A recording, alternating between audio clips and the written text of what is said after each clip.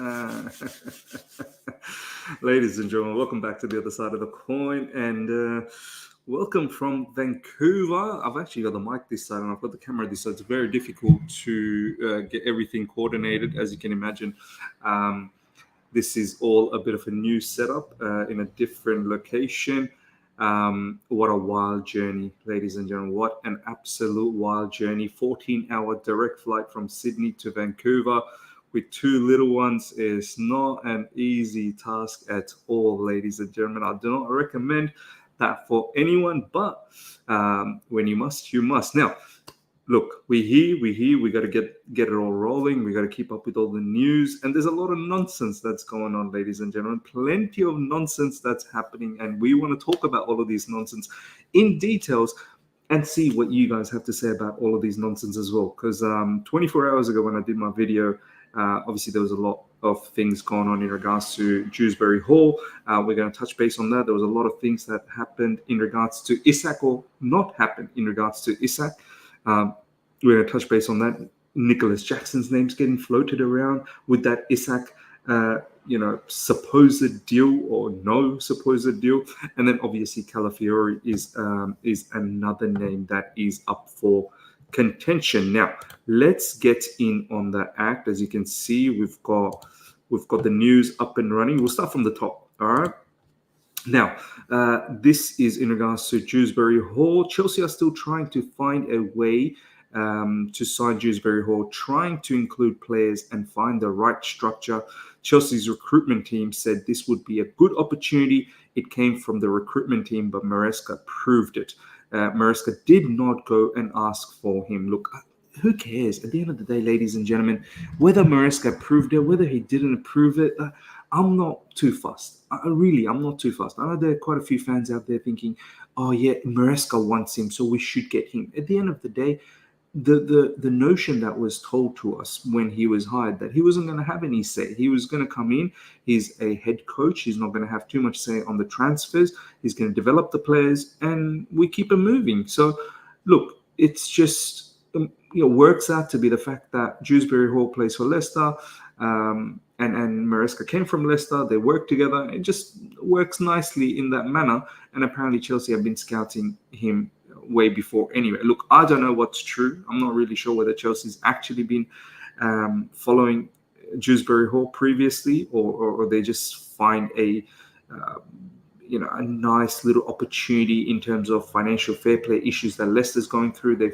They see that in the market they could probably get someone like Dewsbury Hall, who is Leicester's best player, on a cheap, and at the same time, as I said, from a financial fair point from that particular standpoint, you scratch your back, you scratch my back, I scratch your back sort of situation. So we take Dewsbury Hall, you take a player from us. So I think that's what it is. It is a PSR move. So I don't really buy into all of these. It's not really a Maresca thing. We scouted him. Look, I think it's an opportunistic situation, and Chelsea wants to capitalize. Now, I don't know what's going on, why there is such an hold-up. Is Chelsea sort of thinking that the valuation of Dewsbury Hall from Leicester is not acceptable? We're just trying to find a middle ground. At the end of the day, the player really wants to come to Chelsea, and I think it's going to happen. It will happen once the player decides that he wants to join a particular club.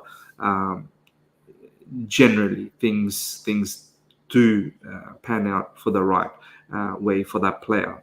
We have seen things in the past that deals have fallen off, but I do believe Dewsbury Hall will be a Chelsea player. It's just a matter of time. Conversations are still ongoing for Keenan Dewsbury Hall. Chelsea are still trying to find a way. The player has delayed his holiday and is waiting.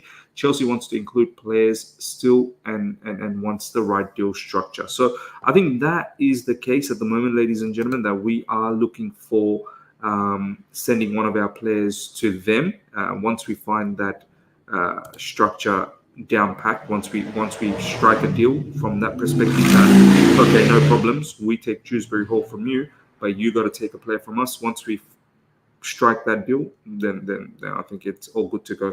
Before that, maybe there could be a problem, because Chelsea don't want to just buy Dewsbury Hall without letting go of one of our players. We've got too many players. We must let go. We need to find ways to let go of these players. So I feel it does hinge on a player being able to go to Leicester. But of course, there is some issues in regards to that, because the player, whoever it is from our side, will need to agree on this whole scenario as well. So it's not just about us, I guess, in regards to Dewsbury Hall, but it is also in regards to our player having to accept that they want to go to Leicester. Now, next up, ladies and gentlemen, Chelsea have scouted Calafiori, and he could be on one to watch. Bologna are waiting for proposals. Arsenal are interested. Obviously, Bologna, they know that they have a superstar on their hand, and they know they're not gonna be able to keep this player in their books for too long, and they're gonna have to sell him. Now, generally, my thoughts about these sort of players is that they stay in Italy, but now with so much money in the Premier League, maybe you could just lure him. So Arsenal, Chelsea, both interested. Not really sure why Arsenal would want him, because maybe they want to get rid of what's his name, that Ukrainian left back. I've completely forgot his name. But yeah, the Ukrainian left back. Maybe they could get rid of him. And bring in someone like Riccardo Calafiori and utilize him as a left back. Apparently, Calafiori in his earlier days was a left back. So, look, we're looking for a left back as well. This one, let me see. I think we should all try and be patient and be calm as to where this is going. As you can see over here, Riccardo Calafiori's presence remain to go to Juventus. As I've mentioned many times, these players, they do want to remain in Italy and become a superstar in Italy. Can Juventus stump up the money that Bologna is looking for? Probably not. I don't think Juventus can compete with the Premier League teams. And this is why there could be an opening for Calafiori to come to Premier League. He is a fantastic player. Obviously, Italy got dumped out of the Euros by Switzerland, but you best believe he's a very, very good player. However, Bologna is waiting for the Euros to finish. Well, the Euros is finished for Italy, so they can see other proposals, and I expect to see Premier League clubs, Arsenal interested, and Chelsea has scouted him. You'd think if it's between Arsenal and Chelsea, Calafiori is probably going to choose Arsenal because of Champions League football, and they're far ahead in their project in terms of competing in the Premier League. Now, next up, this is where all sorts of shenanigans are starting, ladies and gentlemen. A lot of nonsense that has happened over the last 24 hours. Chelsea and Newcastle are not in talks for Isak. They explored it, but Chelsea were only open to Isak if they could include players, and there's 24 hours left. As I said, 30th of June is a big day for everyone. I believe it is the 30th here in Vancouver. I'm pretty sure it's the 30th in London as well, because Vancouver's behind in terms of time zone. It's going to be a mad one. A lot of teams, for PSR reasons, will try and get rid of players. This is why Chelsea, they struck a deal with Aston Villa, with Omari Kellyman and Ian Martson. They're trying to do that with all of these teams that have issues from a financial fair play point of view, and Newcastle's one of them. So I never believed it, though. I mean, at the end of the day, Newcastle, they're not going to get rid of all of these superstars. Apparently, Anthony Gordon's name's up in the air too. Newcastle's still a big club, man. Under their new ownership, they're a big club. They're not a Mickey Mouse club that can get pushed around.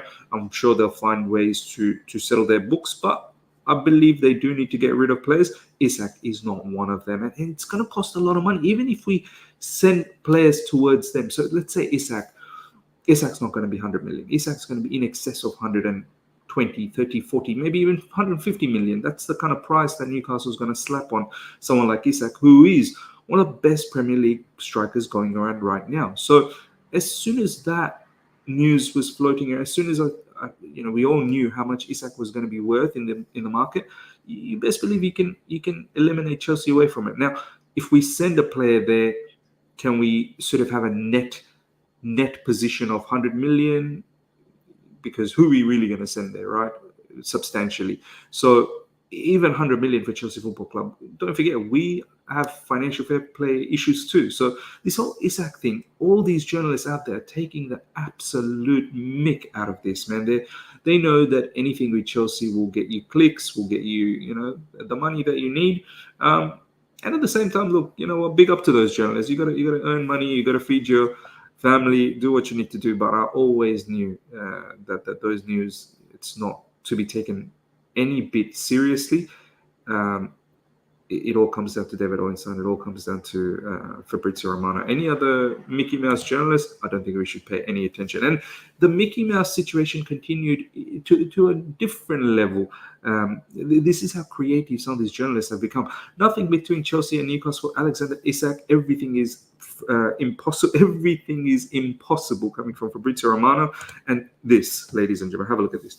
Nicholas Jackson is a really important player for Chelsea, who they trust and believe his value is going to be crazy in the future. They also believe he will do well under Enzo Maresca next season. Key player from Fabrizio Romano. The reason why I brought this news up is there were a lot of journalists that were trying to link that Nicholas Jackson was going to go to Newcastle and we're going to get Isak, and that's how we're going to be able to get a better price for Isak. Never going to happen. Chelsea Football Club, as Fabrizio Romano said, they do look at Nicholas Jackson as a prized asset for the football club. They look at him as someone who's potentially 80 to 100 million in terms of value for the asset. They truly believe in him, and they think that one day they could sell him for maybe close to 100 million. Because you look at the striker business, everyone's going for a lot of money. So why not Chelsea Football Club? If Nicholas Jackson has another very good solid season like last season, and he can develop his finishing, his heading, Nicholas Jackson easily becomes a 100 million player. So Chelsea are not going to be interested to let go of Nicholas Jackson for somewhat cheaper price, even though his market value, I'm pretty sure, is 80, but no one's going to pay 80 million for him. Chelsea not going to let go of him. That's the bottom line. Nicholas Jackson is going to be one of our main players next season. Whether we like it or not, he's going to be one of our main players. And I've always maintained Nicholas Jackson, if I'm being serious, there is some really good attributes about him. If he can work on his finishing, if he can work on his heading, I think he becomes a supreme level striker. He's already proven with the goals that he scored last season, and he's capable of producing assists as well. So, as I said, there is a lot of good about Nicholas Jackson. Next up, ladies and gentlemen, Chelsea are close to signing Aaron Anselmino. Manchester United were never pushing because Anselmino was focused on joining Chelsea. So, look, we're potentially going to get a here we go sometime in the next 24, 48 hours. This player is going to happen. Now, whether he's going to stay at Chelsea, I don't think so, because there's just a plethora of CBs. Potentially, he's a player that we can definitely mark him down to go to Strasbourg. I know we link everyone to Strasbourg, but I think this is one we definitely think is going to be part of Strasbourg. Now, if Chelsea have players who don't fit into Maresca's system, they either need to get rid of Maresca, will have them sitting around doing nothing. Maresca will not play with conventional fullbacks, so Rees James will need to adapt and chill well as well. This comes from Rob Tanner from Playback. Look, we need to understand, just because Maresca has this inverted fullback system, that doesn't mean that's him. He's a one-trick pony. He needs to assess. Leicester's a different team. We've got different set of players and different set of skill sets, and players who are a lot better than Leicester. You cannot just pencil Rees James down as an inverted fullback. There's a lot of good quality in Rees James that you need to utilize, and if you don't utilize that, you're really going to misuse that player. Yes, you can invert Rees James. Yes, Rees James can most definitely play that role, but you do need to at least give Rees James the license to overlap and go beyond go and hit the byline and hit those crosses, because that is a huge strength for Rees James. You don't want to take that away from Rees James. Now, Ben Chilwell, on the other hand, yeah, potentially you can ask him to do similar things as Rees James does on the right side, but Ben Chilwell's game has deteriorated massively. He's not the same Ben Chilwell that he was prior to all the injuries. I know Rees James had injuries, but Rees James, since he came back late last season, he looked really good before he got the red card. So Chilwell is a different story. He can't invert, whereas Rees James, I fully believe, can. So this whole thing about Maresca is only going to use the fullbacks as inverting, yeah, I'm not really sure, because you do need to assess players and the squad that you have accordingly. So yeah, ladies and gentlemen, that is the latest. I'm just having a look if PYS has anything else latest. No, that's what's going on. Ladies and gentlemen, let me know your thoughts. We went through in regards to Calafiori. We went through in regards to Dewsbury Hall. Isak, So much nonsense. Honestly, so much nonsense is happening. Out of all of that nonsense, I think one of them is probably going to happen, which is Keenan Dewsbury Hall. Look, overall, he's a decent player.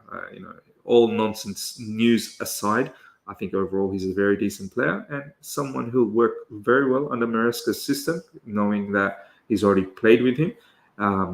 But it does pose that there are certain players that needs to go, and that's exactly what it hinges on right now. Less the need to buy one of our players. Ladies and gentlemen, I hope you guys have enjoyed this. Smash the like button. If you're here for the first time, subscribe, hit the bell notification to stay in touch with all my content. I'll try my level best to do a live stream wherever I can, but gotta enjoy the holiday as well. All right, ladies and gentlemen, take care. See ya. Bye.